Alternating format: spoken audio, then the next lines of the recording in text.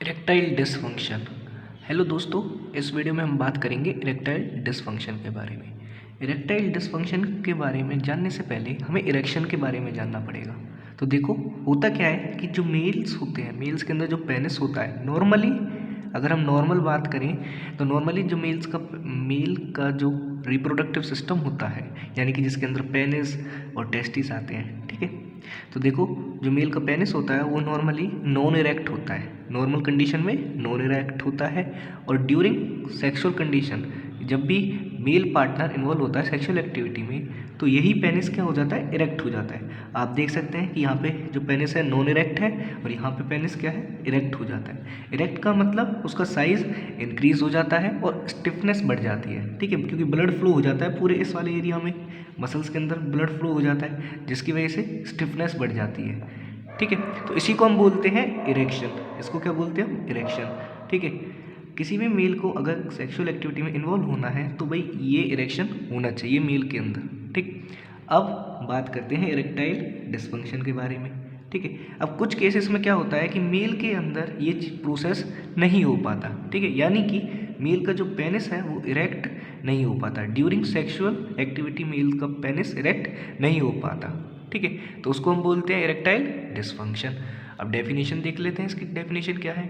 Definition बोलती है इसकी, इनेबिलिटी टू मेंटेन और attain erection sufficient for satisfactory sexual experience, ठीक है। कि ये मेल की इनेबिलिटी होती है, क्या होती है, इनेबिलिटी टू अटेन और अटेन सेक्सुअल इरेक्शन, ठीक है, कि भाई इरेक्शन नहीं हो पाता मेल के अंदर, जो पेनिस है वो इरेक्ट नहीं हो पाता, ठीक है। इसी को हम बोलते हैं इरेक्टाइल डिसफंक्शन, ठीक है। ये एक बहुत ही सीरियस प्रॉब्लम है मेल्स के अंदर, ठीक। अब बात आती है कि ईडी का पता चलेगा कैसे। इरेक्टाइल डिसफंक्शन को हम शॉर्ट फॉर्म में ईडी बोल देते हैं। तो it can be diagnosed by patient history and physical examination. ED का पता चलता है पेशेंट की हिस्ट्री से, कि पेशेंट खुद बताता है कि भाई उसके अंदर इरेक्शन हो रहा है या नहीं हो पा रहा, ठीक है। तो उससे पता चलता है, यानी कि पेशेंट की हिस्ट्री से एंड फिजिकल एग्जामिनेशन। जो डॉक्टर होगा वो क्या करेगा, पेशेंट का फिजिकल एग्जामिनेशन करेगा, जिसके बाद पता चलेगा, कंफर्म होगा कि मेल के अंदर इरेक्टाइल डिसफंक्शन है, ठीक है। तो मेल के इरेक्टाइल डिसफंक्शन को ठीक करने के लिए कुछ ड्रग्स दी जाती है, कुछ दवाई दी जाती है, ठीक है। तो उस केस में कौन सी दवाई दी जाती हैं, तो उसके लिए दी जाती हैं फोस्फोडाइस्टरेज टाइप 5 इनहिबिटर्स, ठीक है।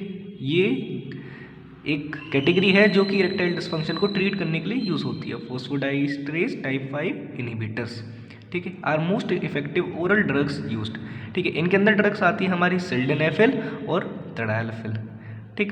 सिल्डेनाफिल मार्केट में बहुत ही ज़्यादा पॉपुलर ड्रग है, जो कि वाइग्रा के नाम से भी पॉपुलर है, ठीक है। तडायलफिल ये भी एक पॉपुलर ड्रग है जो कि मार्केट में इरेक्टाइल डिसफंक्शन के लिए यूज़ होती है, ठीक। अब आगे हम इन दोनों ड्रग्स को अच्छे से समझेंगे अपनी नेक्स्ट वीडियोज़ में, कि भाई ये दोनों ड्रग किस तरीके से फंक्शन करती हैं।